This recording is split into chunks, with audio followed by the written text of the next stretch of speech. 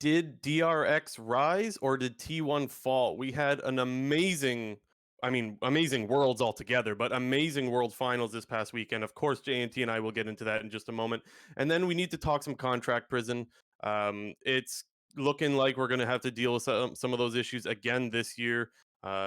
Looking like some star players and maybe, well, definitely LEC rather, maybe LCS as well. We'll get into that. And then some LCS and LEC roster rumors. We will get into the latest that's been released and discuss a little bit of that.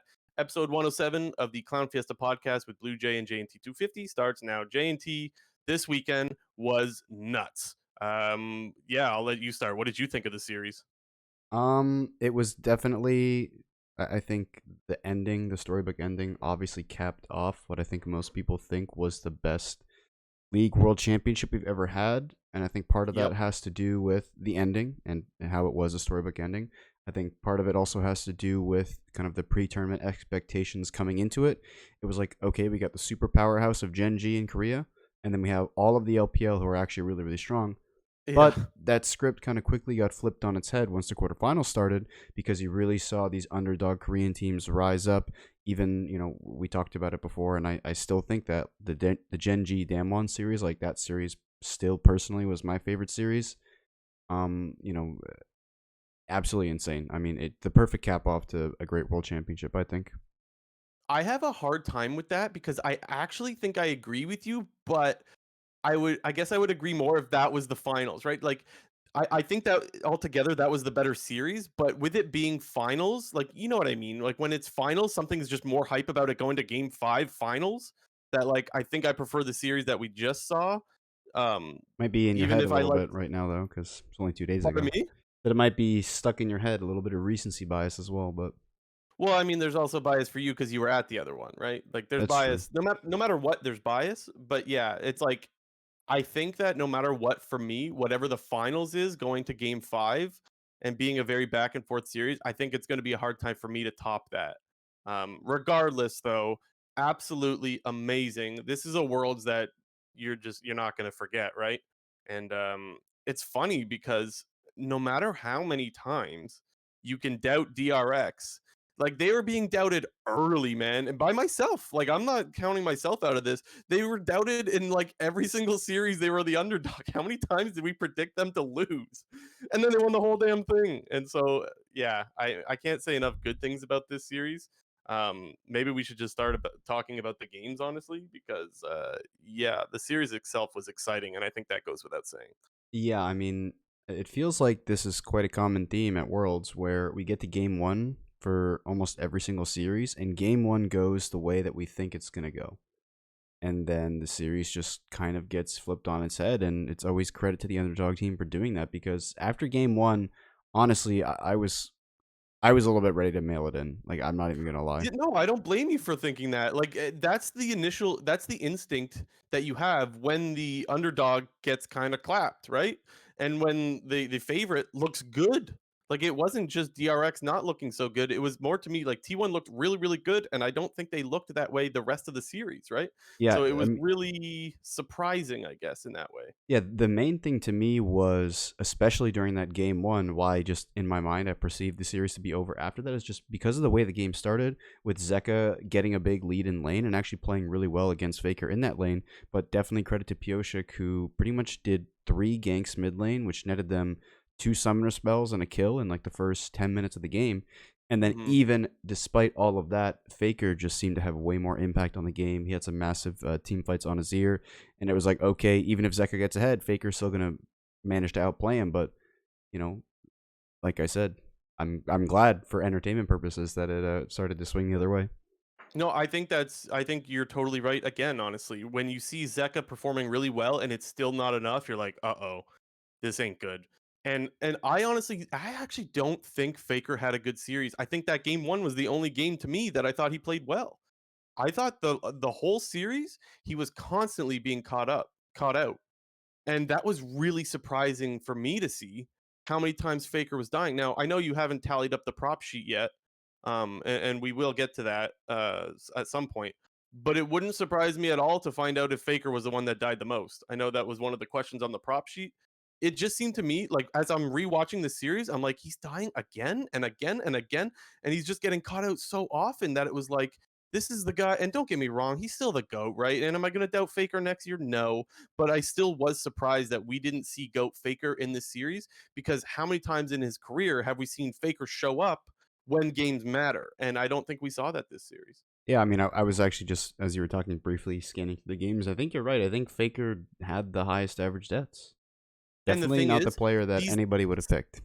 and sometimes deaths are just like, oh, you just happen to be the guy that they focused, and so like they could have picked anybody off, but they chose you out of the three that were in a bad spot. It was a lot of those deaths, guys, is Faker alone being in the bad spot and just dying, and that was really really shocking to me.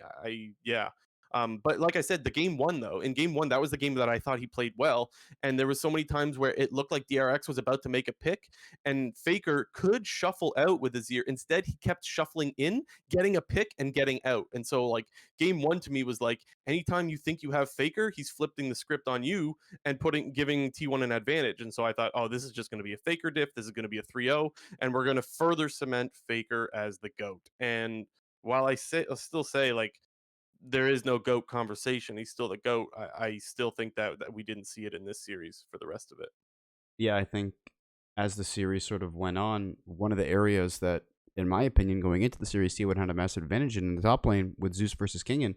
We kind of really saw Kingen take over a little bit. I mean, games Yes, one and especially as the series went on. yeah, games one and game three kind of heavily went in favor of Zeus. And that was obviously the two games that T1 pulled off in the series. But it felt like the difference in the impact from top lane was so much more massive on the side of DRX in their wins when compared to the T1 wins. I also think they made a big mistake leaving him on Aatrox or letting him have Aatrox. He was 2v3ing fights. I think I don't remember which game that was in. The one game he 2v3s a fight top, and then it was the one where they're playing Maokai. It was game four Game then. 4? Yeah. Yeah, and then, Pyosik goes up and visits top again, they dive Zayas under turret again, and then he just starts taking plates, and then now there's no killing him. There's, like, you've already you just let him get plates, that's it. Like, I don't even think he got the kills. I think Maokai was getting the kills, but now you've got a tanky Maokai, and we know that, even though Maokai had fallen off as the tournament had gone on, we still saw what happens when Maokai gets ahead, you can't fucking kill him. And same thing happened with Aatrox. Maybe he's not getting the kills, but he is getting plates, and you're killing the other top laner, so he's not farming as much. So you're getting advantages there. And once Aatrox has an advantage, that's another thing we've seen in this tournament. That guy is way too hard to kill. And Kingen just performed really, really well on it. And then he ended up getting the MVP, right? So to your point, we expected Zayas to be the better top laner. It didn't happen in this series. It did happen for a couple of games, but not the whole series. Kingen was definitely the better top laner. Yeah, and I think part of which, T1 even kind of doubled down in a sense was always giving Zeus the counter pick. And in those last two games where they purposely leave up the Aatrox open and they're perfectly fine picking to, getting their favorable matchup into it, but just Zeus wasn't able to capitalize on it. And I think a lot of people will just point to like pull up the excuse of drafts, like, oh, draft gap, like they left up Aatrox. Like, no, like T1 did it purposely. They had a plan in Yeah. place to counterpick, and Kingen just outplayed them, and that's just credit to Kingen. Yeah, I agree. I agree 100%. A player that I really want to highlight is Carrier.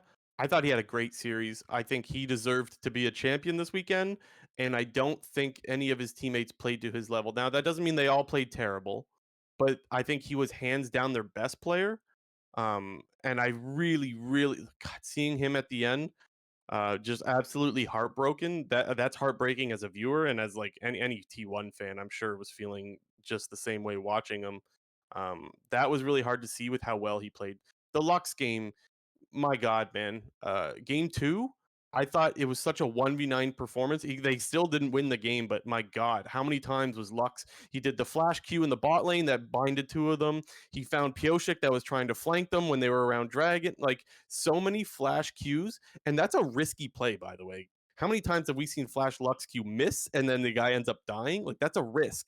And he took every risk and it paid off every time he made those plays. I thought it was absolutely heartbreaking to see Carrier not walk away with a win this weekend, um, with how well he played. Yeah, I mean, a lot of it was more is just enchanter play. It's kind of that perfect enchanter play where you're up in their face enough to where you're always threatening them with your poke damage. Like, you had it Lux, you had Karma, you had Round of Glass, but you're Hmm. always safe enough to always get out at the last minute, dodge a skill shot with whatever slight mobility you have, whether that's, Renata queuing people away and, Lux or Karma shielding yourself away. It's just walking that fine line of being forward enough to be hitting them, but far away enough to be able to run away, especially during lane phase. Because in lane phase, I mean, T1's laning I thought was really, really good bot lane, but unfortunately, not not really enough to overcome the topside pressure that DRX had pretty much the whole series.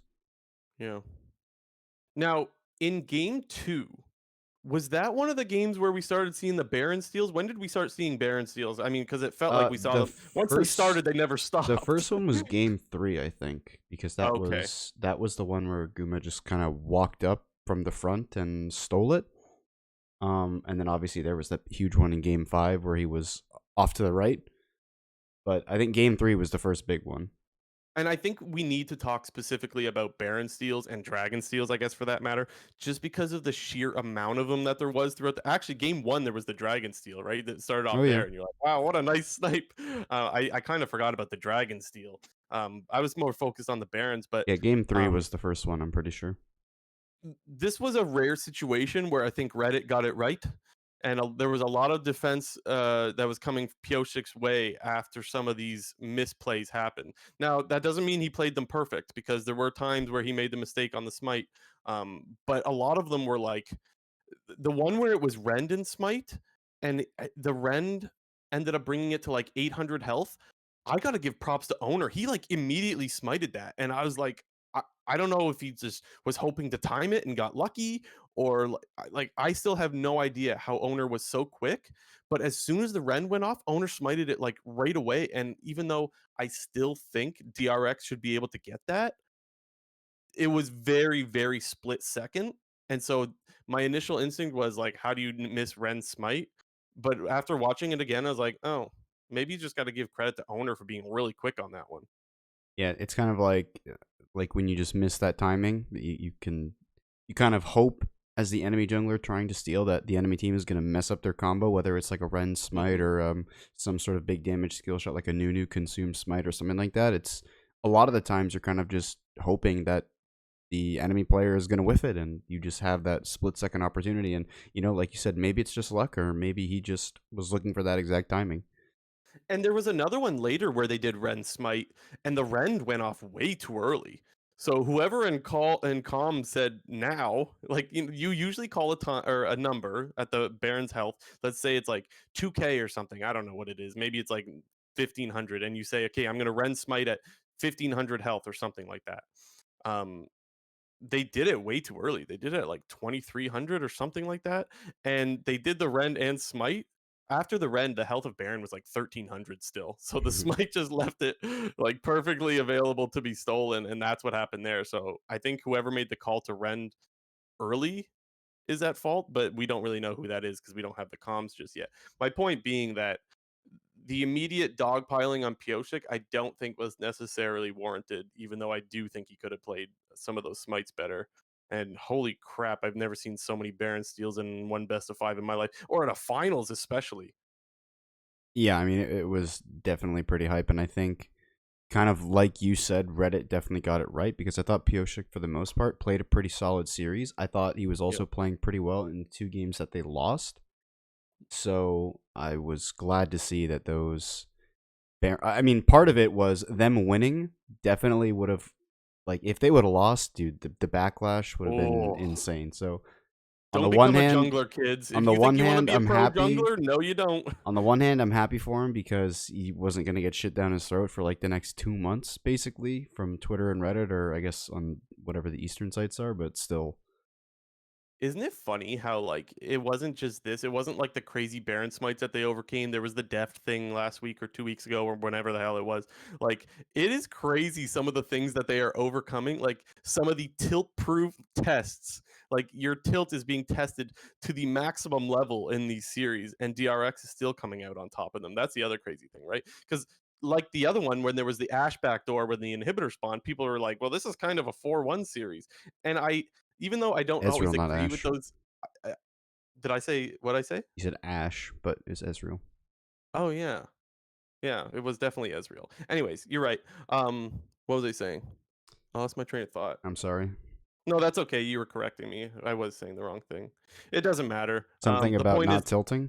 yeah, the point is they're tilt proof. Oh, I was gonna say even this series could have also been looked at as a 4-1 in a way because like how often are those barons gonna get stolen like that? Yeah. Like, and another thing too, give credit to Guma for getting those Varus Qs in at perfect times as well, right? There's a lot of components to these baron steals, a lot of different angles and a lot of different ways to look at it. And sometimes you just got to give credit to when the other team is stealing those, and rather than just flaming the team that lost them. I mean, especially the game 5 one. I mean, I don't know how much damage Verescu was dealing at that point in the game, but it's got to be somewhere close to Smite because I think he killed it from like A lot. 820 HP. So, That one I tried watching, and I think there was something blocking the health. I don't think I saw it. Maybe I did. I don't remember. I think there was something blocking it, so I didn't see how much. I know it did a lot of damage. yeah. Maybe someone in the comments could let me know if they know what the number was. I don't know though. Dude, game 5 was absolutely insane, though. I mean, oh my god, it was just so back and forth when it looked like Oh DRX was my. going to take control of the game. T1 just kind of managed to either win a fight or steal a dragon, steal a baron. And then even that Elder Dragon fight where they go for the backdoor TP, I was like, oh my god, no way, they're about to win Worlds on a backdoor TP. You know what else I liked about game 5, for the Pyosik side of things was how many, like, prio lanes have we seen in the bot lane, right? That became meta, it became get prio so we started seeing Varus, we started seeing Karma, Lux, all these just hard shove champions, right? Ashe, Heimerdinger, all these lanes that are hard shove, and, like, guys, Heimerdinger does not peel for an AD carry very well. Neither does Lux, really, honestly, and neither does Karma. Like, these are not the greatest peel champions. Yeah, you get a shield on, like, from Karma. I like that's not great of peel. Whereas like you could have like Tom Kench, for example. Like that is peel right there.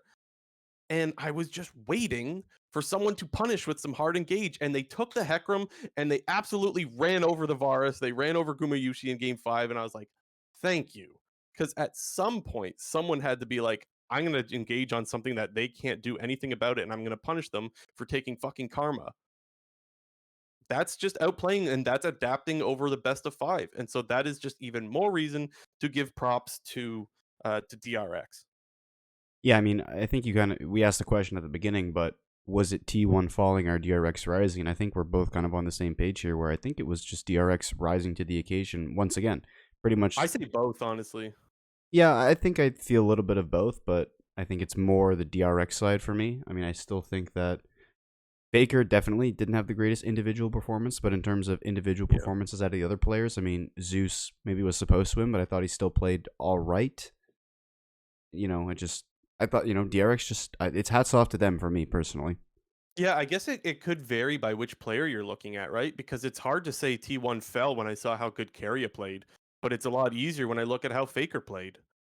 I would say Faker fell. I would say Carrier was an absolute monster and deserved a championship, and it's too bad. Too It's very bad. weird to criticize Faker, by the way. Have I ever done that? I don't know. Um, what else happened in this series that's worth talking about? Jesus. There was a Um, million Baron steals. Oh, the last game.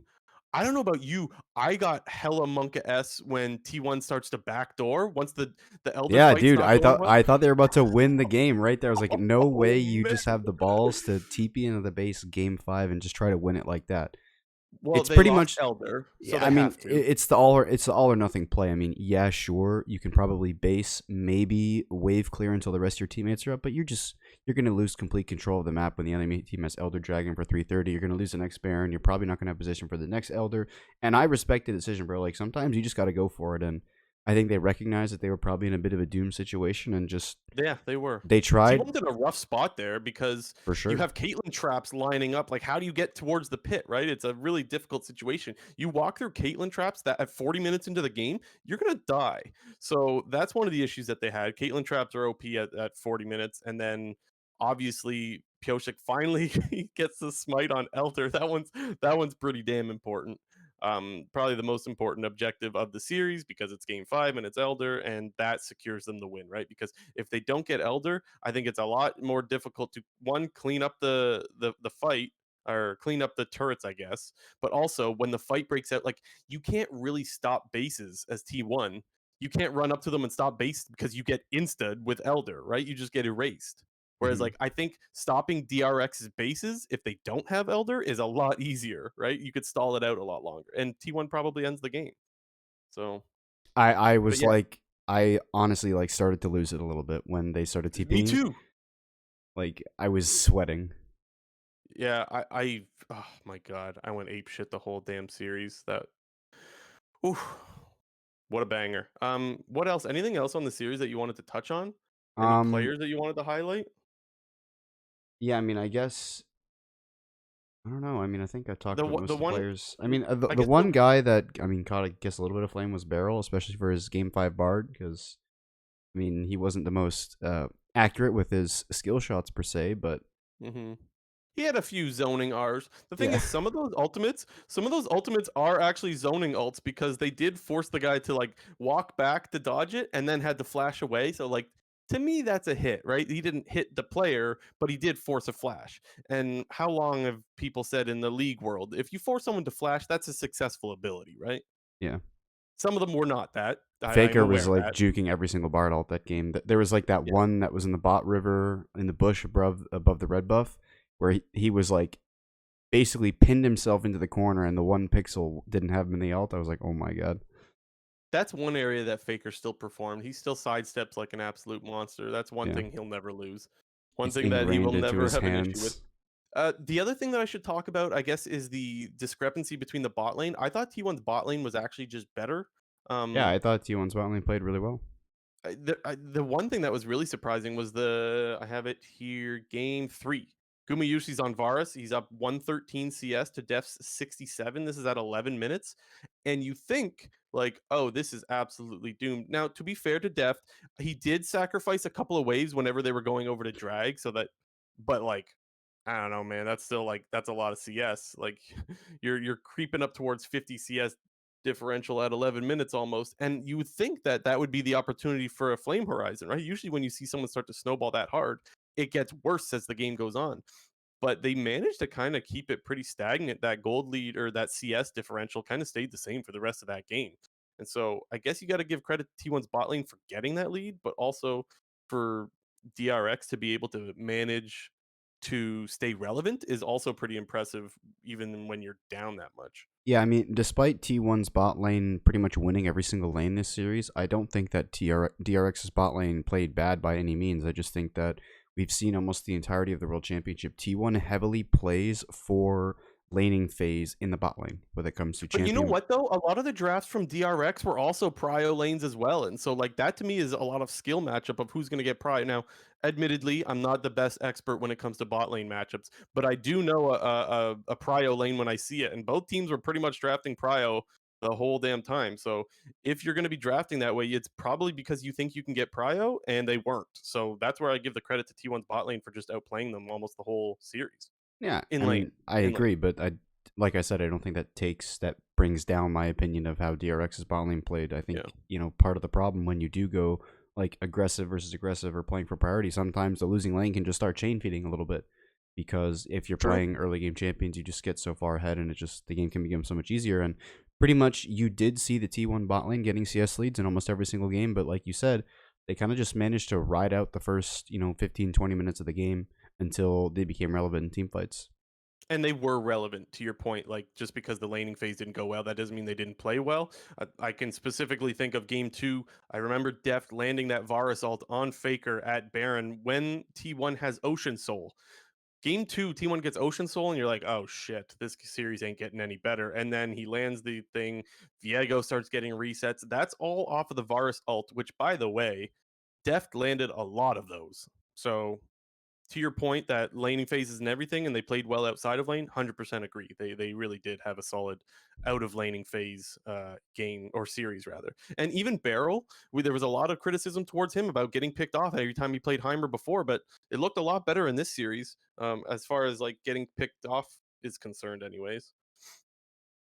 So yeah, definitely much improved post laning phase, I have to say. Hmm. And overall, they were just a better team. Like I think Zeka just outplayed Faker. in probably every game. Maybe not game 1, but every other game for sure. Yeah, I So mean, even in game one, I thought, DRX had the winning mid jungle in that game, but Faker, similar to what DRX's bot lane was doing in the series, wrote it out and was more relevant in team fights that game. But I don't think that takes credit away from DRX mid jungle performance in game one. Now, I did see in our notes here that you had some things to talk about. So I'll let you lead that conversation. Some things about skins and whatnot. What did you think about the? We got viewership numbers on here. I'll let you take it away with that stuff. Yeah, so I mean, just some interesting factoids, I guess per se. The finals viewership for the World Championship was the highest it ever was, and this is not including Chinese viewership, obviously, which it normally is a massive number, especially when there's an LPL team in the finals. I mean, the viewership, Yeah, and I remember season 8 and season 9 were just absolutely insane because it was like China's first appearance, in a long time to the world final. Then they won, and then it was like, oh shit, another Chinese team is back. But even though it was Korea versus Korea, it was the highest ever world championship viewing that did include Chinese viewership. So that's pretty insane once again. the other By thing that you have continuing to factor to into that though get better and is better. it's you have to consider that it's Faker versus Deft, Oh yeah, and it went to 5 games. I mean, Not every finals goes to 5 games, right? And I'm not trying to take away. I'm not trying to. Oh, last 5.1 year million did. is nothing. No, that's great. Like it's great that we got 5.1 million. That's a good number when I see we break a record. Yes, I know it's not counting Chinese viewership, and that does matter. I'm just saying that like it helps that it goes to 5 games The and we got last the Faker last versus the Death. last three worlds have been 5 games. Really, eh? Yeah, season 10, Damwon versus T1, 5 games. EDG versus Damwon, 5 games. This one, 5 games. We did have, unfortunately, three O's in a row, but then we got the Yeah, three but we're 5 games making in a up row. for it. That's pretty good. That is pretty good. I Nice. mean, the algorithm says that next year is going to be a 3-0 now, so Oh no, that's unlucky. bummer. What else? Oh yeah, DRX, they picked their world's skins, like what champions they want. The top Which lane one are you is looking forward to the most? um that's a good question. Probably maybe the Caitlyn one. I started recently playing a bit of Caitlyn. I like that So go ahead champion. and list them off. I interrupted you. Go There's ahead. Aatrox top lane, Kindred jungle, Akali mid, Caitlyn ADC, and then Ashe support. Mm. And then for whatever reason, Beryl apparently asked Riot if they wanted to model his skin off What? of his Genshin Impact character because he plays a lot of Genshin Impact. I didn't know that. Dude, it's some like I weird, missed like that. it's weird. That is weird. That's gonna be hilarious. Well, maybe now I'm looking forward to that one the most. That's hilarious. What is that gonna look like? No idea. There's a picture of it on Twitter if you want to see. It Okay, does. maybe I'll have a look at that I could later. see Ashe looking like that character. Interesting. And then Beryl is the second player to win Worlds on multiple teams. Yeah, I saw that You have on Duke Reddit. on here. Yeah, I just saw that as a Reddit post that he was the second ever player to win He's a top laner, right? Duke. Yeah. So he was backup then in 2018 because wasn't the shy? No, he played a few games in Worlds, but he was like the backup. But he did play. It Oh, wasn't like he I didn't didn't. play. Oh, okay. I didn't know how that. I don't remember him honestly. I'll admit. Bro. Okay. I'm sorry, man. I'm sorry. Okay, we'll do a little worlds in review. Before we do, just want to remind you guys to hit the subscribe button if you're enjoying the content. JNT and I, we think we're gonna have another episode still. Well, we'll have one more episode at least for sure. Before we take our little winter break, maybe two. But those are always going to come out Tuesday mornings. So hit the subscribe button on YouTube if you're listening. If you want those to pop up. We always appreciate that. Helps us a lot, by the way. If you subscribe and hit the like button and comment, you guys know the whole thing. Do that, please. Helps us a lot. The other thing is, I want to shout out the people that did our prop sheet. We don't have the results yet. We will get to those, and we will reach out to the winner. We'll probably announce the winner when we do our next episode. But if we don't worry. We will reach out to whoever won, and we'll make sure they get that. Hope you guys enjoyed that, and thank you for participating in that. Probably, Now, I would guess either tomorrow or on Wednesday. okay. If you won, We'll you'll just get say that I contacted. won. I probably won because I'm a beast. Okay, World's No. Review. I took T1 for a bunch of shit, So so did I. maybe I, So maybe I didn't. there Okay, was a few World's people that Review. went some DRX heavy stuff. So if you went DRX Honestly, heavy, you probably won. yeah, that's what I'm gonna say. I don't know how many people went heavy on the DRX train, but if you did, you got a good chance that you won. Probably, yeah. Um, let's talk about Dade Award. We have to get it out of the way. Who is your Dade Award recipient, JNT 250? Well, I think I feel like I might have said this earlier before, or at least we were Uh-huh. talking about this player previously. I think it might have been after the group stage ended and I was flaming him, but Tion, man, like, I just remember hearing so Interesting. much on Twitter about how this guy's like the best jungler in China and how, oh, he's back and it's not going to be season 11 worlds all over again. And I know this is part of what we talked about, him having those wrist injuries last year, but he just did not But look this very year good there at was all. no reports of that though, and Yeah. everything was going fine coming into Worlds. So I think that that's a fair. I think And that they that's were, fair. and I think you can argue that they were in the easiest group. They had the group of life. That's what people pegged it as. They really only had Rogue and Gigabyte Marines to go through. And compared to some of the other teams in various groups, looking at what they had to go through, with Group B, Damwon, JDG, G2, Group A, T1, EDG, Fnatic, C9, and even Group D with Genji and RNG2 world favorites.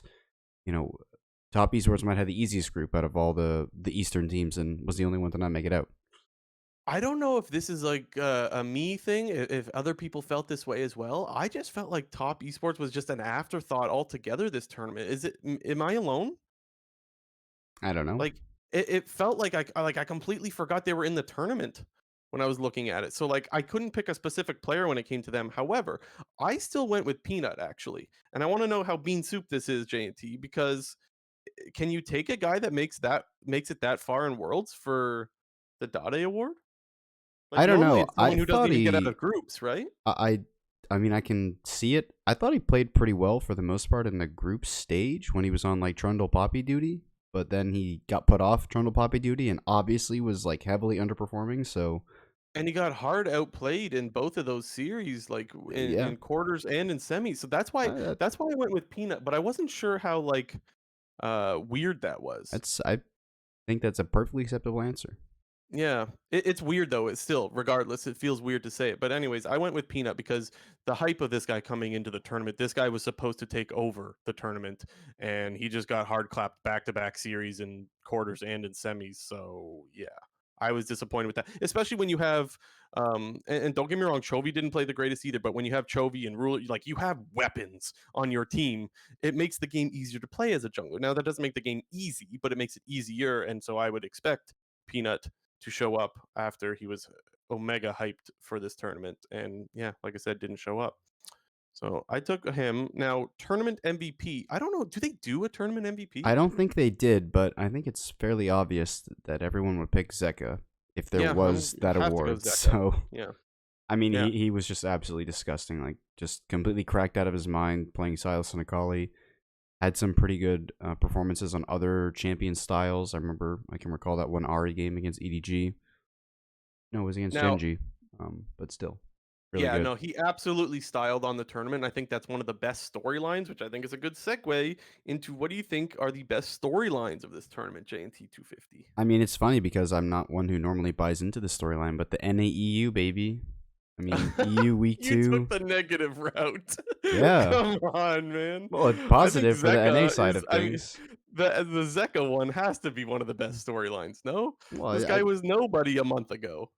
I do. Didn't EU is always better than NA, but not anymore, dude. EU week That's two. It's the new hilarious. meme.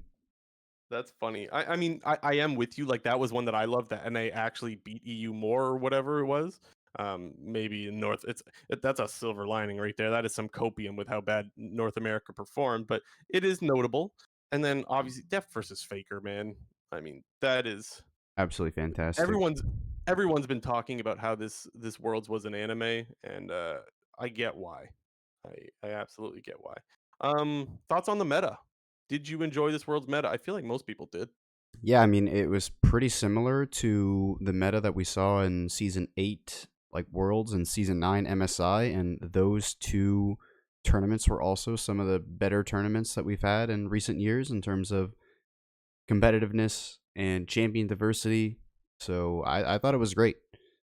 If Silas and Akali are still meta 6 months in a row, I think the people are going to be out complaining about it, just like they were, 3 years ago when Silas and Akali were meta for a year, and people started out absolutely loving it, and then people turned into hating it. So I think we're in for the same cycle here. Maybe Akali's going to have to get buffed again when they put the world skin out. So True, True, they gotta sell them things. No, I have to agree. The world's meta was absolutely awesome. I think everyone agrees that when you just start seeing a lot of different shit, that's what you really want to see, and you want to see evolution as the tournament went on, which we did see. I mentioned earlier how like we started seeing so many prio bot lanes and how like people were just hard, fighting for that prio and bot lane. That's pretty good. And not only that, we saw at the very end, like I mentioned, we saw Pioshik punish it, and so like the adaptations to these drafts just kept changing as the tournament went on. I think that's great. You mentioned the excitement between all the Akali and Silas shit. That was fantastic as well. There's no complaints, I think, really with meta, or very few, let's say. Um, Last question for me is who is the best player in the world right now, JNT, and did this tournament change your mind on that? I feel like it probably Um, should have if you have a best player in the world. who's the best player in the world right now? Yeah. Showmaker. Yeah, I have Canyon and Showmaker on here. For Yeah, I actually think it's Showmaker as well, and I think that this tournament solidified, and that's weird to say when a guy only makes quarters. Um, but guys, he absolutely showed up in quarters. Like, yeah, let's be real. I mean He didn't he lose because of Showmaker. Let's put that out there. yeah, definitely. Yeah. Any other things about Worlds this year? Anything that you thought needs a shout out or a quick reminder of? Um yeah, the drops are still ass. I don't know, that's the one thing that I just thought of. Yeah, Like I don't like, dude. getting icons and emotes, like, dude, does anybody care about this? I mean, What is the point, man? I thought maybe for finals, I'm like, okay, it's finals, they and get even they give out finals award game skin. 5, I was like, maybe they'll give some cool stuff. I We don't got award skin at in the first game. Did we? I don't even Yeah, remember. it's the World Championship trophy. It's award skin.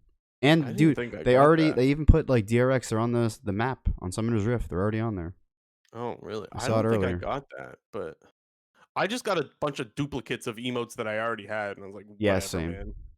Like, I don't know what's even the point of that. The other thing, I did get some like I think I got like some skin stuff though, but like chromas or something. I wasn't Yeah, sure what you they got were. their chromas for they're like sponsored by Tiffany. Like they're chromas that are sponsored like kind of a couple years ago when the Louis Vuitton ones or But whatever. that means I have to buy a skin and then I get the I chroma? don't know if they gifted you the skin if you didn't have it already. So, I but don't think so. I mean, I could be wrong, but I didn't see anything pop up in like my inventory or whatever. Not that I play the game anymore anyways, so whatever, but yeah. That was weird. The drops were kind of shit. But overall, pretty damn successful tournament. Probably the best worlds that we've had. The excitement, the storylines, the games were amazing. Overall, pretty damn good. Now, we gotta talk some off-season stuff, JNT 250. it's all We got some popping off. LCS stuff. We got some LEC stuff. Let's we got a lot to get through, so let's start listing some crap off. Go wherever you want to go. Yeah, so we'll start with the NA stuff, and we'll just go through quickly, and then we'll revisit stuff and talk about what we think is interesting. So we'll start it off. Team Okay. Liquid, they didn't make Worlds. Obviously, Steve's thoughts have been put out on social media a few months ago, but the rumor is that Core JJ is going to be staying with Team Liquid. However, Whippo, he's unfortunately for him exploring options, which means he won't be returning to the team. Yeah, goodbye. So I mean, it's funny because what? Let's just be clear that Oh yeah, we always say that means that he's probably gone, but you never know for sure, and blah blah blah blah blah. But let's just get that out of the way because there's going to be a lot of exploring options, and in our minds, that's goodbye. But that's not 100% certain yet. Let's just make that clear. yeah. And so next up, we'll go with Cloud9. They're doing another sort of thing that they did 2 years ago or whatever, where they had this guy copy, or I think no, sorry, it wasn't 2 years ago. It was last year when Fudge was role swapping. He was gonna like Mhm. compete with somebody for the starting spot. Cloud9 looks like they're bringing in two more mid laners. One is Diplex, the other is MNS. I don't even know if that's right. They're both playing over in the European regional leagues. Diplex, he's this like 19-year-old French kid who's apparently pretty cracked. Been on Mm, Vitality Academy or Vitality B, I think it's called, for the last 2 years. okay. And then this NMS guy is like a Korean player who was playing for XL's backup team, and they just got rid of it. So there's not really any word on Jensen yet. So I guess the current rumor is that those two are going to be competing for the starting spot with Diplex, Okay. presumably to get the spot. But it sounds like mid lane is up for grabs in Cloud9. Okay, what else we got? We got 100 Thieves. It was announced earlier in the week that it was rumored that Closer and Abadage were going to be allowed to explore options, and that they're going to be bringing in a new head coach, Cass from Mad Lions, because they put out on their Twitter that Reaper is no longer going to be the head coach. Okay. As well as Busio, their academy support, getting promoted to the starting spot. He's been on 100 Thieves Academy since they got rid of Poom. Okay, and then I believe you added some things that we may have learned on Hotline League tonight as well. Yeah, so I guess going back to Cloud9, um, Travis. This was per Travis Gafford during Hotline League was saying that Cloud9 is likely to keep Fudge, Blabber, and Berserker. Yeah. Obviously Jensen's name not in there, so part of the reason why this Diplex and NMS guy are going to be potentially competing for the starting spot, as well as support. We don't really know what's going on there. Yeah. You know what was weird is I was still on the call when he was like leaking this shit. So I wanted to ask more. I wanted to be like, is Ven gonna be an 80 carry or a support next split? But the thing is, like, he was trying to close out the show, so I didn't wanna I had so many questions, man. Um, but just for clarity's sake, these are like his predictions, I guess he's saying. Like these aren't like reported yet or anything like that. Just let's not mislead in any way. Just another thing to be clear on. Yeah. He said he's nervous because he hasn't heard anything about Jensen, which hopefully Jensen's not in no contract prison, but we'll get to those discussions a little later. Yeah, and then there was a couple things from TSM where it looks like they're going to be keeping Solo, Maple, and Chime. Obviously, we know that Tactical is no longer on the team, as well as Spica is going to be Spica is no longer on the team. So presumably they're looking for players there. And then I think that was it for the NA side of things. Yeah, I think the obvious most interesting thing is the Corey JJ resigning for me, anyways, because it didn't seem very clear, honestly, who TL was going to keep, if they were going to keep anyone, because we knew they weren't going to be running back the same roster. We knew that they had to cut a lot of that budget out because they spent a bunch of money this past year. And so seeing that they're keeping Core JJ kind of tells us that they're not keeping Bjergsen, because there was the rumors that, not that they had beef or anything, but that they didn't really see the game the same way was like the rumor or whatever. So you have to imagine that Bjergsen's on the move. Yeah, potentially. And then I think also with Core JJ resigning, Ayla was a big candidate potentially to move up onto the TL main squad, or at the very least be a very sought Hmm. after young, technically resident player, because he came over during the whole Oaks got disbanded shenanigans, so I don't think he counts as an import if my memory serves me correct. But at the same time, I think Ayla was considered the better of the Yone Ayla bot lane. So with Core JJ staying, I wonder if TL is going to sort of treat that bot lane as a duo and maybe try to, get another bottom tier LCS team to buy them from them, or if they actually think Yone is good enough to move up to the starting spot. And I just would naturally think with Core JJ rumored to be re-signing that they're going to go after a veteran 80 carry. Maybe a guy Perhaps named Doublelift. Doublelift. Maybe a Doublelift comes back. But So there is rumor. That's the other thing. Travis would not say what he knows about Doublelift tonight. Now I took that as he's coming back. He's just not saying what team. That yeah, doesn't mean that that's for that's what that sure. sounds like to me at But least. like if he found out that Doublelift wasn't playing, don't you think he'd be okay with leaking that? Yeah, I mean, Maybe maybe. not. I love the speculation parts of these podcasts because we don't really know jack shit. But it's off season gets really interesting, man, with esports, or at least with League of Legends it does. And I could definitely see Doublelift saying he wants to play with Core again because, well, they really enjoyed playing together. Maybe not in his last season with TL when Spring Split didn't matter. But the other idea we have to throw out is we know him and Bjergsen are really good friends. And it looks like Bjergsen's on the move. So if there was a world where Bjergsen and Doublelift are going to team up again, JNT 250, where would that be? I mean, they could still all be on TL, no? Like, I know the report was that Core JJ and Bjergsen will be on different teams potentially because they don't Sure, know. but what about the report that TL didn't want to spend anymore? Or not spend as much. Now you're buying that would be even more expensive to have Bjergsen Doublelift and Core JJ. I think you're just replacing Hansama with Doublelift. I think Doublelift's more expensive, right? I mean, I don't know. It does seem that. I mean, I know that we've always talked about, towards the end of this season in North America, how we now have 4 really good teams. But with the news of Danny, he's not coming back for 2023 most likely. EG might, not be as good. 100 Thieves is blowing everything up. So they're not, it'll be Yeah, interesting who's to got the see what money, they put right? together. So, I mean, if TL goes for a Bjergsen, Doublelift, Core JJ, you know, bottom half of their roster, I think they're in a good spot already. And they already have Santorin, who's, I think, is one of the top 3 junglers in the league. So, you know, I feel like there's a lot of ways that this whole TL thing can go. It is really interesting because if and there's still no reason to know for sure or anything like that that Bjergsen and Doublelift are going together, but there's totally a world where that would happen. And I don't know how many teams there are that would have the option of being able to pay for that, just for those two alone, let alone Core JJ, right? Yeah. So that's really interesting. Now, I'm gonna throw out a long shot here. Okay. This is not what I actually think would happen, but there is Okay. a team that has new ownership. Do you know what team that is? Do you remember what team has a new ownership? No. FlyQuest. Oh yeah, I saw some LCS EV tweet saying that they're looking to spend big. Oh, really? I didn't see that. Yeah, Could you but like, imagine Bjergsen and Doublelift being on FlyQuest? There's no fucking way, right? yeah, it's difficult to believe that those types of players are gonna go to a team like FlyQuest that pretty much has no brand. I mean, they have a little bit of brand value compared to the rest of the LCS shitters, but they have no brand They've value grown. in comparison to the big boys of the LCS. Okay, but let me say this though. Do you think that Doublelift cares that much about the brand, or does he care more about playing with players he knows that are good and that he'll get along with?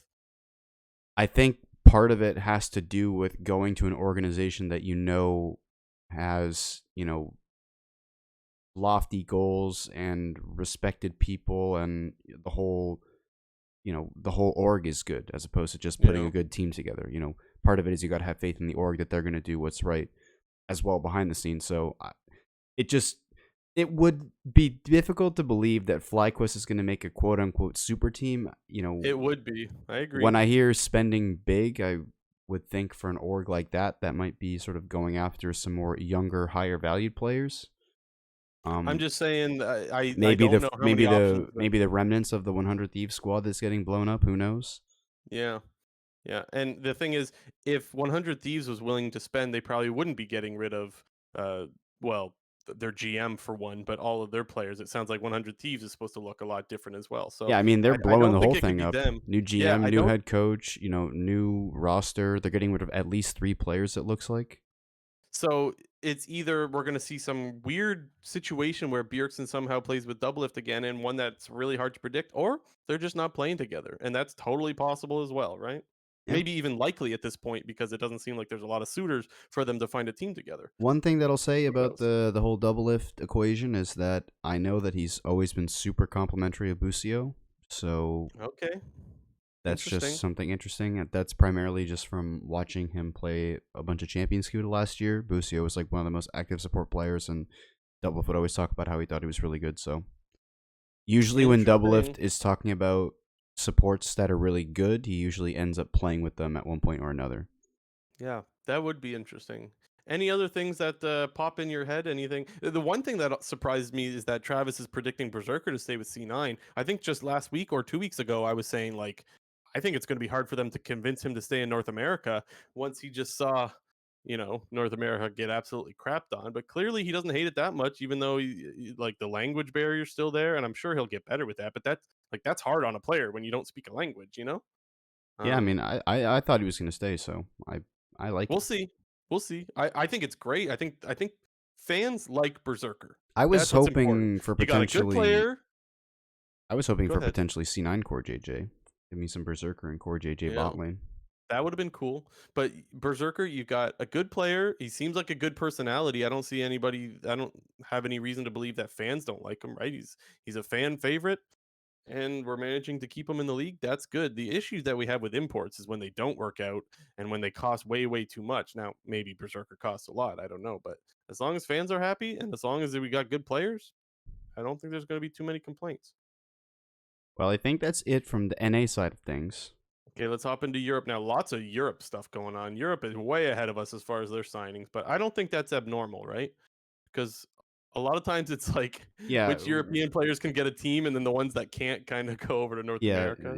Europe has kind of led the dance in free agency for the last couple of years because, like you said, It once makes the sense. European teams figure out their roster, there are kind of some players that get left to the wayside that end up over in North America. But to start it off, Right. obviously, we'll start off with G2 because they're usually at the center of free agency rumors and drama Yep. and whatever it may be. So their rumored roster is supposed to be Broken Blade, Yike, who is another player who plays in the European regional leagues. I believe he's from the LFL. Caps, Han Sama, which you already knew about. We talked about that last week. And then lastly, Mhm. Mickey X to come back to G2 I think it's cool that Mickey's going back. I think it's obvious that Broken Blade needed to stay. Wasn't he MVP? Was of he the MVP this league. summer, or was he MVP in spring or something?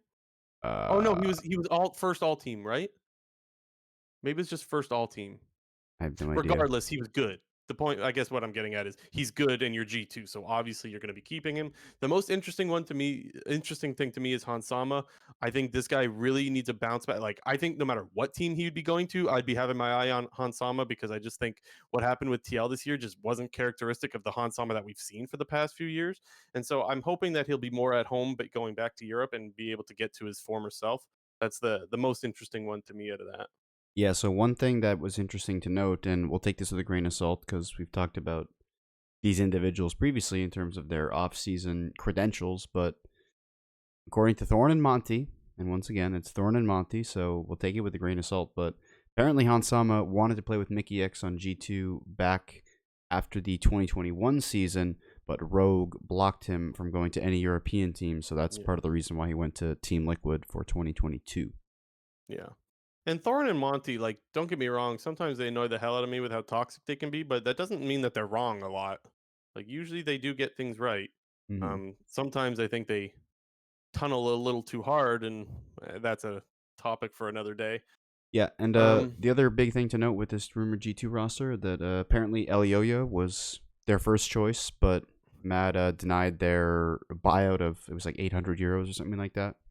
yeah, And within that article, there was even something crazier where apparently last year Elioya's buyout was like 2.2 million euros, which is just absolutely bonkers. I mean, he's obviously their best yeah, player, but still pretty insane. that's ridiculous still.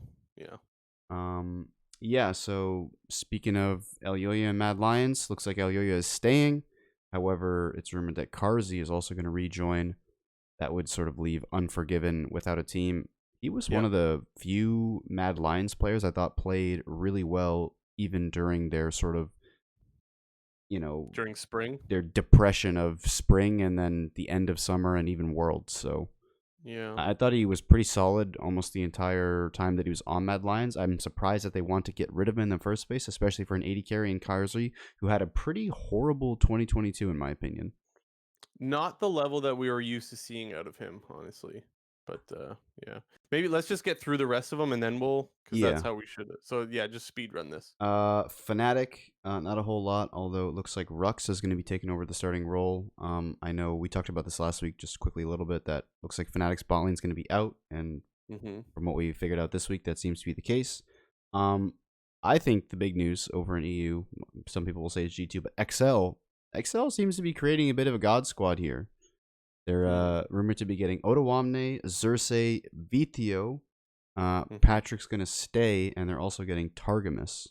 Yeah, it is And interesting. Like all some notable players. in terms of just individual players, that looks like a Worlds caliber roster to me. So Yeah, uh, a lot of people are gonna be like Xerxes XD because, well, it's been a while since we've seen him really, really perform. But I think he still got it in him. Even when he was in North America, I just think he was on a bad team for the most part. Towards the end of his LCS stint, he didn't really look the greatest. But that was when I feel like morale was at a real all-time low during those times. And I actually think that I've always said that I think VTO has been overrated as far as what he's putting out on the Rift per se, but I still think he is a good player. I just think he's not an MVP like everyone was saying. I think you're still getting a top tier LEC mid laner on this team. And I do agree with you that this is a team that we could see surprise some people and maybe go to Worlds. So we'll have to see how the players gel and whatnot. But I agree with you that Worlds caliber is not crazy to say about that yeah. team. Next up, we got Vitality. Um, they're rumored to bring in a new top laner, Photon. The caveat here is it doesn't really say if he's actually going to be the starter. So obviously, Alfari's name probably will get mentioned at some point. Whether this Photon guy is going to be the Academy or Vitality B player, or if Alfari is going to be staying. However, it looks like they're going to be getting a new support in Kaiser, former Mad Lion support, obviously. Yeah. Alfari didn't have the greatest year either. Not really Alfari like, so I don't Yeah. know. It Uh, wouldn't surprise me if they let go of him. Let's just say that. yeah, and then just to move on to the smaller LEC teams, Finn, he's going to be joining Astralis. SK is going to be picking up Marcoon and Exakick. I like that guy's name. Sounds kind of cool. Exakick. 80 carry to the starting roster. And then last up, Shio, BDS Academy top laner, or sorry, jungler, is going to be promoted to the main roster. Hmm. And then that's Did you it. see the the one thing with I think it was the Vitality article? Sorry, this is random, but I just thought it was really funny. Did you read the Vitality one with Kaiser? No, maybe not the It whole. seemed so like obviously translated to me. They called the bot lane the lower lane. Oh, They wanted to reinforce the lower lane. I just thought that was hilarious. So that one, I always have issues with. Not that I think it's wrong that he's going there, but I always wonder like maybe he could be competing or something. Like the words are clearly translated, and so you sometimes wonder if things get lost in translation. That like there could be more to it or less to it or something. I always wonder if like, you know what I mean? Maybe it's not they reach an agreement or a verbal agreement and maybe it's still just a rumor. Like I don't know about that one. When I read they reinforce the lower lane, I'm like, okay, man, that's weird.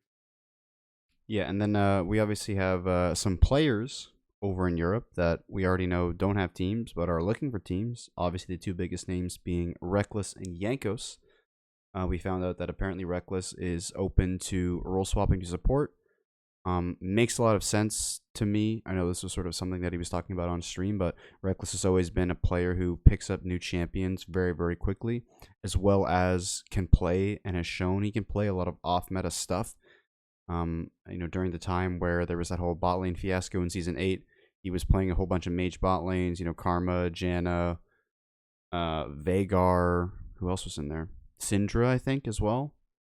Soraka, Morgana. Just he just seems to be a natural bot laner, whether that's AD or support. I know in solo QEQ is the best support, half the time. So that's Mm-hmm. interesting. And then on the Yanko side of things, he was also talking about his sort of situation on stream and basically talking about a bit of his contract situation. We'll kind of use this to segue into our next topic a Yeah. little bit, but apparently the buyout on his contract from G2 is very, very high, and he's initially been rejected by a bunch of LEC teams. He said he was 5 total teams, although there's one that's still interested, but that's kind of reliant on the buyout being lowered. Yeah, so let's get into this contract prison shit because it's free, it's trash, man. Like this shit needs to stop. Now, I went on Hotline League tonight to talk about this. However, it was last call of the night, and so there wasn't really. It felt rushed. It felt rushed, and it felt like there wasn't really the possibility of being able to have a full discussion on it. And I was hoping to learn a little bit more about what Travis or Mark or Raz, for that matter, would think that they could do to stop these things from happening. And again, it was like end of the show, so there wasn't really that many ideas thrown out. So I'll throw them at you, J&T, and I'll ask you what you think of these ideas, whether you think they're realistic or not. The one thing that I think the leagues could do to make sure that this contract prison shit stops is make it mandatory that either a lawyer or in the case of the LCS PA has to look over all of the contracts before they're signed and maybe gives feedback to the player. Now, I'm not saying that the LCS PA, for example, needs to be the lawyer for every single player of the LCS and has to like fight for a price for that player. That's not what I'm saying. What I'm saying is the player could negotiate his contract and say, get a response from the team, bring it to the LCSPA and say, is there anything on here that you think looks scuffed? And someone from the LCSPA, they should have the expertise to say, like, you need to worry about this. You should go talk to them about this and see if anything can be changed for that. Not be the ones to go to the teams themselves and not be the lawyer, but just kind of like a lookout for them. That was one thought that I had in my head. Do you think that is realistic or not really? Well, I definitely think it makes sense. I mean, one thing that it's always, I mean, I'll preface this by saying it's always difficult to kind of talk about these situations from the outside in, not Yes, really having the full true. picture. But I Yep. think something that I've definitely noticed from just, from the consumer perspective is it feels very unclear when the free agency period actually starts, because we everybody does know, and you can see it on the global contract database, that everybody's contracts on a year-to-year basis all end on a day, and that's always the day where I'm the looking it next. up right now. Yeah, we'll see what it is, but that's when the new league year kicks in. I'll know. I know if it was, maybe it was in 2022 or 2023. It's like November the 23rd, something like I that. got them here. I got them. So 100 Thieves, it depends on what year, right? So like Sumday's contract ends November 22nd, 2022. So I'm imagining that all the contracts that end in 2022 end on November 22nd. All Yeah. the ones that end in 2023 are on November 21st. And then Okay. all the ones that are on 2024, that all the contracts that go until 2024 end on November 19th. So they all have their day, is what it looks like. But yeah, and so I guess my point here is, what I'm trying to say is, it does seem to be that everybody is operating on a different schedule when it comes to this free agency period, and you see a lot of situations where you're kind of waiting for the dominoes to fall, and that's obviously going to be Right. a part of free agency that's going to be apparent no matter what game, esport, actual sport we're talking about. But I know, and I'm just going to say this because this is what I know, in the NFL, when it comes to your off season, there's a day when what they call legal tampering is allowed to start. And that's like a couple days before free agency actually starts. And that's the date where teams are actually allowed to start speaking to other players. And I think that date is something that should be important and noted and, held for esports as well. Like, there's a certain day where teams are now actually allowed to start talking to players, and maybe internally, all the teams and organizations, they know what that day is. But I feel like some sort of structure needs to be made around when the off season actually starts, because you can see from a player perspective that you can just get screwed over sometimes. When we were talking about XL's roster, Finn was apparently told that he was going to be the starting top laner going into Yeah. 2023.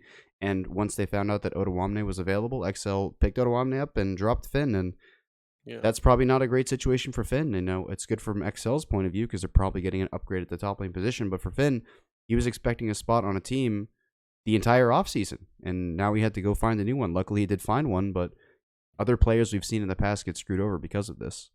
I think you make a very good point there about it needs to be clear, and maybe, like you said, maybe behind the scenes, maybe it is clear, but as far as we know, there is no actual date where you're allowed to start talking with teams. What happens a lot of the time is Worlds starts and people find out they're being replaced before Worlds is freaking over, before they've even been eliminated, and that is messed up as well. The issue that I have with your take, I don't even know if I would call it an issue. I guess my criticism towards it would be there's not a lot of time when it comes to League of Legends, right? That's the challenge with it, is like if you make a date like that, like let's say you make it in November, the spring split starts quick, where there's like such a longer off season with football, right? Football goes on for like 4 or 5 months, maybe six if you go to the Super Bowl. And then there's like a 6 month off season at minimum where there's That's like a true. 2 or 3 months. So that's the only issue that I have with your take, even though I still completely agree with it, that there needs to be a date that's known, is like, how do you do that in League of Legends when when the off season is so short? And I don't know the answer to that. Because one thing that I also remember is, before Bjergsen returned to pro play, I can specifically remember in the announcement video that TSM made, where it was Parth and Reggie, and they were talking about how they were going to rebuild basically, and that they weren't able to keep Bjergsen. I distinctly remember them saying that those conversations started in September of that year. And in Right. I September, remember that as we well. still have LCS playoffs finishing up, and then, Yeah. you know, then there's a bit of a break, and then Worlds is happening for a month and a half. So I guess part of what I mean by everybody getting on the same schedule is TSM's offseason that year started in January, whereas, let's say, for example, Cloud9's offseason didn't start until they got eliminated from Worlds. So, Well, and let me argue the opposite. Maybe the earlier the talks happen, the more time a player has then to find a situation. Like yeah, with the Bjergsen replacing Jensen thing, yes, it didn't pan out, but at least it gave Jensen time to figure out if he was going to play 80 carry for TL. And that's that's true. what he was originally going to do, right? So it gave him time to at least have tryouts and quote unquote prove himself, although he clearly didn't prove himself to be better than Hansama. So they went with Hansama. But I guess there is a world where it's a good thing that starts talk early. And I mean, it's a good and terrible thing all in one, right? Yeah, I mean, I think, to be honest, thinking about it even just right now, I think, the exact opposite could also work, where there's no timeline. You're allowed to negotiate with whoever you want, whenever you want. And Permanently. if, if it's, I'm just going to random example here. If you're Immortals and we're in the summer split of 2022 and 7 weeks into the season, they're 2-11 and they're out of playoffs, maybe they can just start thinking about their team right then and there. I know They I've probably do, honestly. I'm pretty sure the way that like F1 works, you can sign with a different team for the next season during your current season. Like there will be people who will be competing under a different team that they're going to be playing for next year. So That's interesting.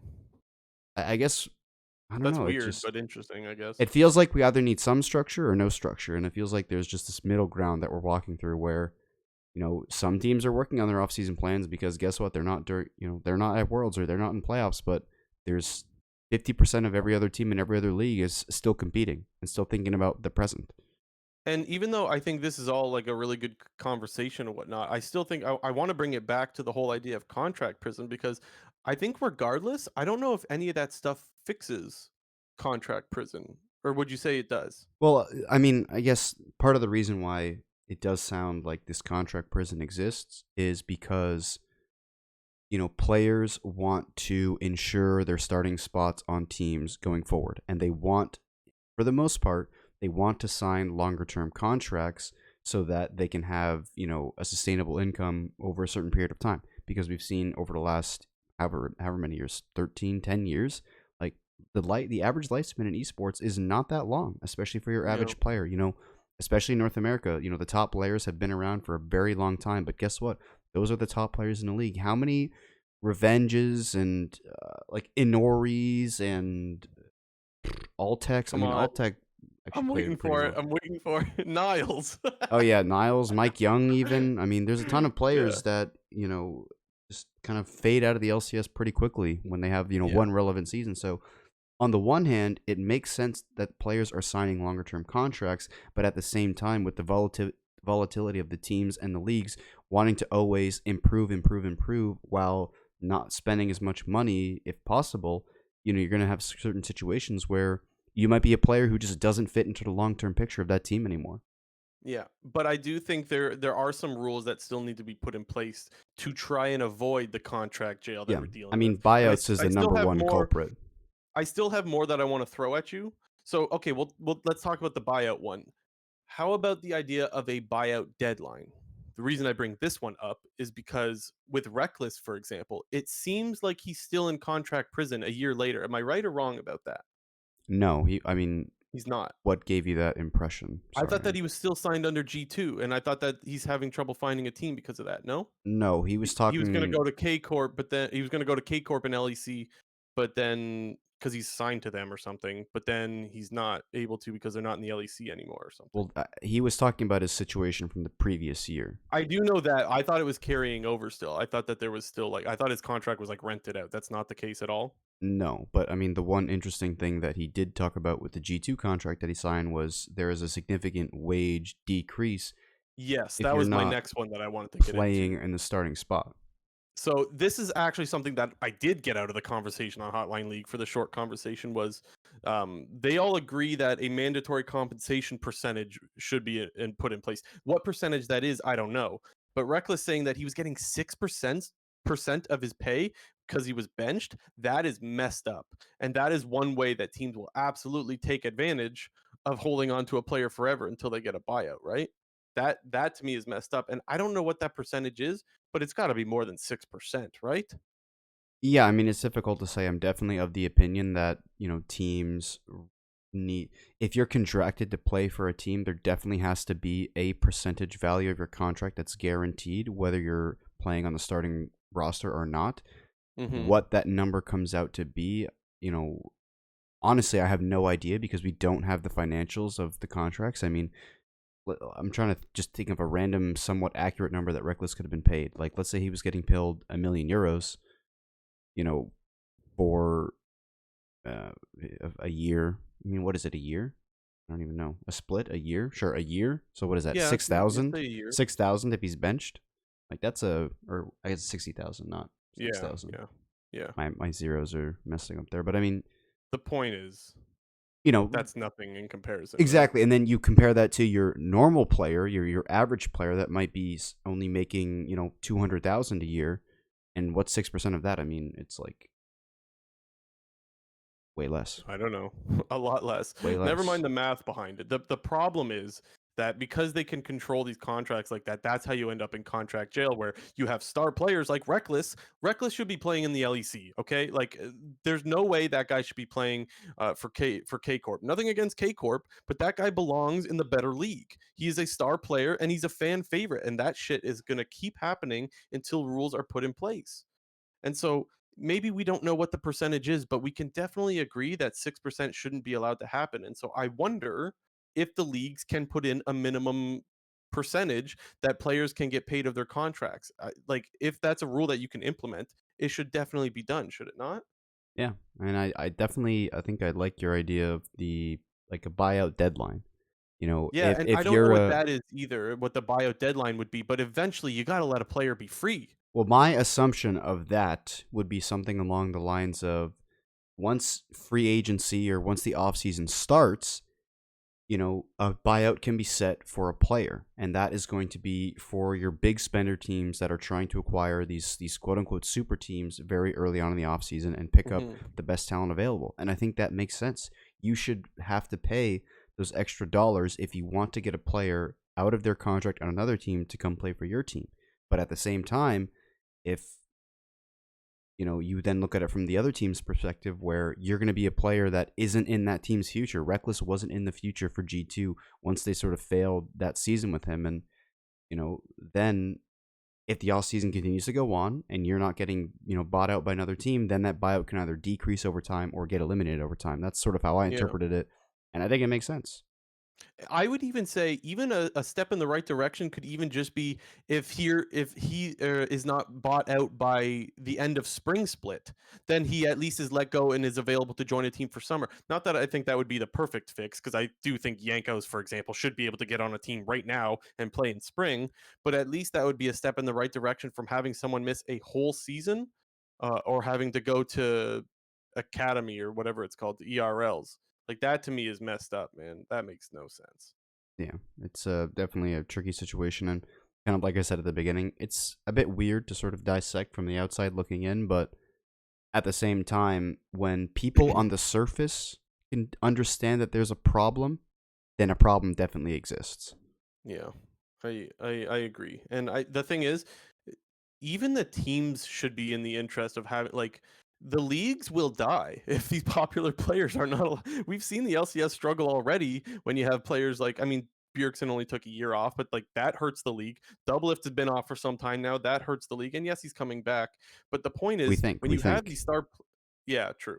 We think he's coming back. But the point is when you have these players that aren't able to be on teams, like Jensen is another fan favorite. Like that guy not being able to play for spring does hurt your spring split. And yes, don't get me wrong, spring was still great. And we saw EG come to life, and that's great and all. But Jensen should still be able to get on a team. So yeah, I don't know. I just think that it's so trash. And I think the leagues that they need to make that a priority now to make something happen so this doesn't continue every year. This year it's Jankos. Last year was Rekkless. What it's gonna be Caps next year? You wanna go a season without Caps? Well, No. yeah, I don't know. Caps is Right. And like I the don't know if his baby of contract all is of Europe, expiring. so No, but you get my point though. I don't know if his contract is expiring. We don't know what this whole next season is going to look like. No idea. But if Caps falls off a cliff and isn't worth it anymore, but other teams want to take a shot on him, G2 is going to be like, well, we got a massive buyout for him because G2 has a bad history now of fucking over Rekkless, fucking over Jankos. Um, and while definitely you can point the finger at G2 for being kind of scummy, you could also say they're just playing the game and it's like, don't hate the player, hate the game kind of thing, you know? yeah, it's I They're I playing by the always rules. find that the narrative on, that gets pushed on Twitter and Reddit, it's, the organization's fault completely, and I think part of that is definitely true, but at the same time the organization needs to look at, needs to look out for the best interests of themselves. And when you Yeah. sign these players, these massive players that take so much money to get in, like a Rekkless to begin with, as an organization, if it fails, you're looking to recover some of that money in the buyout. So I don't necessarily blame teams for having these massive, massive buyouts. I think the problem really starts where you're unable to move these players because of those buyouts and your unwillingness to decrease or get rid of those buyouts once you get into a situation where players are stuck. Yeah. Last thing I'll say on it is if G2 continues to do contracts like this, I hope they get fucked in the long term. And I hope that players stop signing there. I am totally cool with if they stop let's be real. Like that is still predatory to have a guy be able to be paid 6% if you bench him. I don't care. Like, yes, they're just playing the game, but that is bullshit, man. That is such bullshit. So I do still hope that they get fucked in the long term. Or I would be more than happy for them to still remain as G2, but as long as they stop signing these garbage contracts for players and allow players to play the game, then I'd be more than happy for that to change. Something needs to change though. Well, I think if for anything, if they're going to get fucked over, it's going to be because of the fact that they signed these massive players and they can't recover the assets when they're getting rid of them because of Yeah. the buyouts they're creating themselves. So I feel like they're going to get punished on their own accord should they keep doing this. I don't think a third party is going to have to come in and punish them. I think it'll sort of be as a result of their own actions. Can only hope. Anything else on it, Jinter? No, I think we got some quick news to close it out here. Let's do quick news. Um, Yeah, so there was co-streaming that was allowed for the first time ever at the World Championship. I know co-streaming is a bit of a new thing that they introduced over the last couple of years, but they did it for the World Finals, and it was not met with the greatest reception, let's say. Dude, I tweeted about it being like, I know that he's gonna get shit on, and then someone replied to me like, yeah, that's already happening, and I was like, of course it is, of course it's already happening. When I tweeted that, I meant during his stream he'll probably get shit on, like, why are you the only one that's allowed to stream it? No, it turns out that people didn't wait until then, and we're already shitting on Saikuno for co-streaming just because he was offered it, and he's like, yeah, I like League, so I'm gonna do it. He Yeah, wasn't I even getting mean, paid for it. Like, I just think it's just wait, where did you another hear swing and that? a I miss. heard he was getting paid for it. No, he said on he announced it himself. He's like, I'm getting paid 0. Oh, I think I saw a meme clip them where he said like he got a bag to like do it. I think he said a big 0. Oh, maybe I saw a different clip where he was joking or something then, but Yeah, maybe. I don't know. I don't know. Um, yeah, he said that he wasn't getting paid, so he's just doing it because he likes League of Legends. The thing is, if you don't like Saikuno co-streaming, just don't watch it. Don't flame him. Flame Riot. Flame Riot for not allowing Medio Sneaky and like. I just think it's so shit that every time Riot tries to implement these like people, like they're trying to go for a different audience, right? When they had Lily Yeah, and Michael do the that's the ball thing that thing I don't for, understand is like people you're who getting are upset at the wrong people here. well, it's like the people who are gonna be watching, if Meteos, Doublelift, or Sneaky were co-streaming, like those people who watch Doublelift, Meteos, and Sneaky, they're gonna be watching the World Championship final anyway. But your average Yeah. Saikuno viewer, I don't even know what games he plays for the most part. Your I know he used average, to be a League guy. but I know that. That's your all I average know. viewer, I mean, he gets like a 30-40K on YouTube. I think he definitely has been popping up when he switched over to I YouTube, did. but I did look those over it. average players, they're not playing League, so it's just increasing their audience, and it just makes Right. sense. That's the thing that I don't understand about people getting this kind of public backlash. Is like Riot is doing good here. Like this is helping Riot in the long term, getting new viewers and No, getting new people people. invested in the game. That's good, but people are upset that people that grind hard the whole year aren't allowed to coast through. That's what people are upset with, right? They're upset that Dom, who, like, let's be honest, Dom is a grinder, man. He does live viewing for LPL, does all the LCS. I'm sure he does LEC as well. Like it's guys like that that have worked their ass off all year that deserve to co-stream, and that's where I think people get upset. And I honestly agree with that sentiment. However, I just think it's targeted at Saikuno because he accepted Riot's offer. Like, no, you're getting upset at the wrong people here. That's the problem that I have. And it's like anytime that Riot tries to bring in a different audience, it's like the streamers just get shit on it by our community. It's like we continue to push away people that have an audience, right? We pushed away Lily and Michael. They're never doing anything ever again. They're like, yeah, that's the last time I do that. This is probably the last time Saikuno wants to do it because he's like, I don't want to deal with this shit anymore. It's like if our community couldn't be so dog shit, that would be great. Please, that would be They did fantastic. make up for it a little bit by allowing Doublelift to be on Saikuno's stream or whatever. I didn't watch any of Yeah, that, but yeah, I'll probably see some VOD of it later. yeah. This is true. Also, I saw that Sykkuno when I looked over, there's only like 13,000, but I don't know, that's still 13,000 people. It's not nothing. Yeah, and who knows of whatever that 13,000 wouldn't be watching the World Championship. Yeah. Like I said, I totally understand it from Riot's perspective. It makes complete sense, and I think part of that is I just find it difficult to see why people don't understand that Riot is kind of thinking about themselves here, and it's not always about pleasing Yeah. your audience. And to play devil's advocate, even though I do think that all like the LS, the Dom, the Sneaky, the Media, they should all be allowed to co-stream. In my opinion, the argument for why they can't is they don't talk about friendly at like advertised friendly discussions. That's probably the reason as to why. So it's not like there's no reason, even though I don't agree with it. It's not like there's no reason why they're not allowed to co-stream. Yeah, and speaking of uh big Stealth. personalities, speaking of big personalities who aren't necessarily related to the LCS, Mr. Beast, he was on the World's broadcast during the opening. I don't even know if it was really the opening before the opening ceremony, the like analyst desk Yeah, before everything all started, and he said he's going to buy an LCS team at some point. It's not a matter of if, it's when. Those which are is his words. crazy, dude. What do you think that would do to the league? You would have to assume a viewership bump, right? That's one thing he's known for is views. I mean, yeah, People for sure, watch and this guy. People watch his content. He and is dude, quite famous. he gets like literally 100 million views on almost every single YouTube video that he puts out. Imagine the content that he'll get from making an LCS team and what that'll do on YouTube on a weekly basis. And talk about getting an audience involved that is new to League or is not even in the League community at all. Like that's a massive amount of people you're going to potentially bring in. I have this weird thought, and it also brings him into esports altogether, right? Maybe if he's enjoying the LCS, maybe he's like, hey, I want a Valorant team as well, right? Like Yeah, that's maybe. it. Wouldn't even surprise me if he went Valorant first. Who knows, right? I don't know, but Well, I don't think so um, because he doesn't. He always talks about how he plays League and yeah, sure. But the other thing that I was thinking about with this is like I think to get him to join the LCS would have to buy out one of the teams and then have to pay Mr. Beast to own a team, right? Like, should Mr. Beast have to buy his way into the LCS? Isn't it more valuable for the LCS to have him? yeah. I mean, he'll definitely Could that happen? no, but You get what I mean, though? yeah, but it doesn't make sense. But I His heard what you value to the said. league, I think it makes sense. His value to the league is way more valuable But you than can't the. you can't force somebody to buy an LCS team. Like you can like What do you mean force someone to buy? I'm not saying anyone's forced to buy. I'm saying the league, if the league really wanted Mr. Beast, they could buy it from someone who's looking to sell, like Dignitas, and say, Mr. Beast, we'll give you 10 million if you join the league with this spot.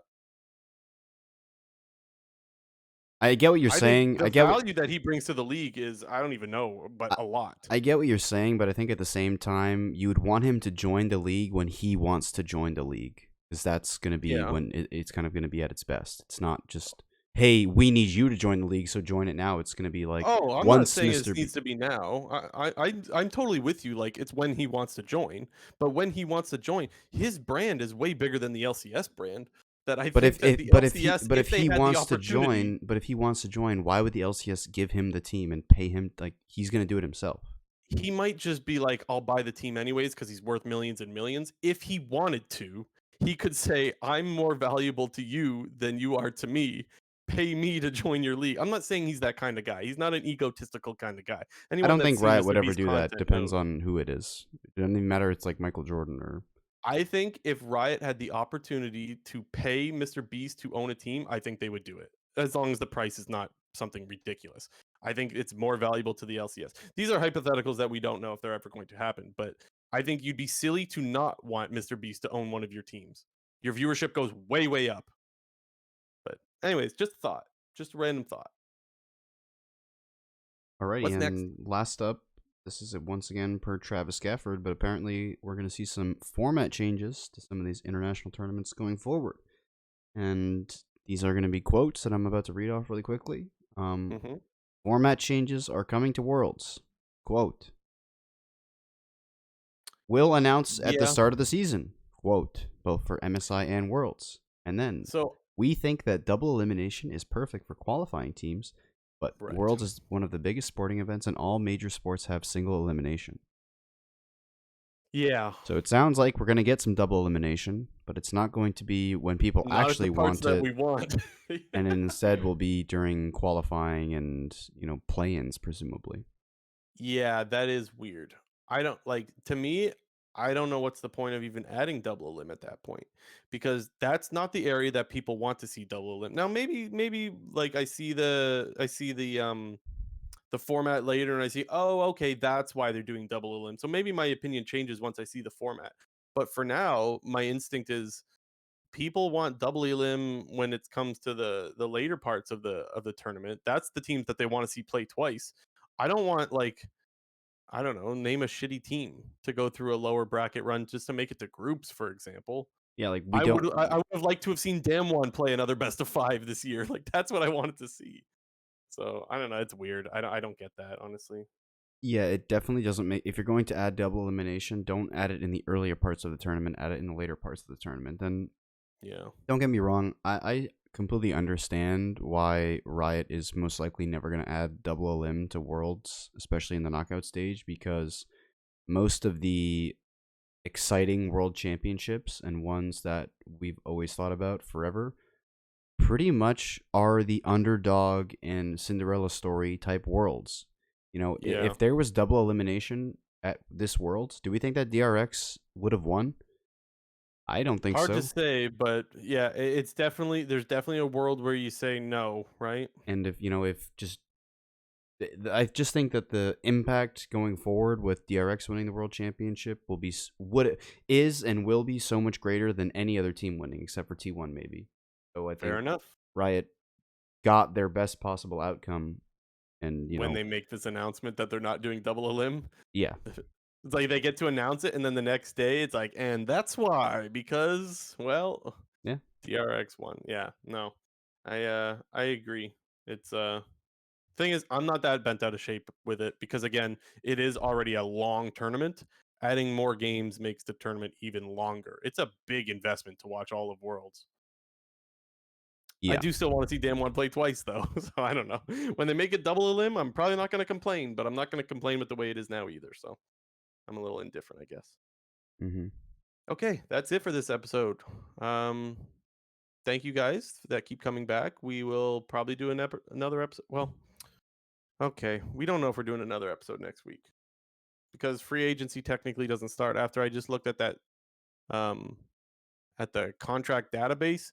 I see a bunch of contracts that are expiring on the 21st and the 22nd and the 19th. And yeah, so I don't really know. But when there is more free agency stuff happening, we will do another episode. That might be 2 weeks from now. I don't know. We're probably going to do at least one more episode. And so that will come out. That's why you need to subscribe if you're enjoying the content. Yeah. And then you will get the opportunity to have that pop up in your feed, of course. So please do that. We'll see you guys when we see you guys. I'll tweet out when we're going live and whatever. And so if you see me tweet out that we're going live, that means that the next morning there will be an episode live. Okay. Anything to say, JNT? No, I think that's it. Quite the banger Okay. to the end of League 2022. Yeah, League 2022 was definitely a success with how Worlds went. Maybe not for North America, but for how Worlds went, it was awesome. Okay, we'll see you guys when we see you. This has been episode 107 of the Clown Fiesta podcast. Goodbye.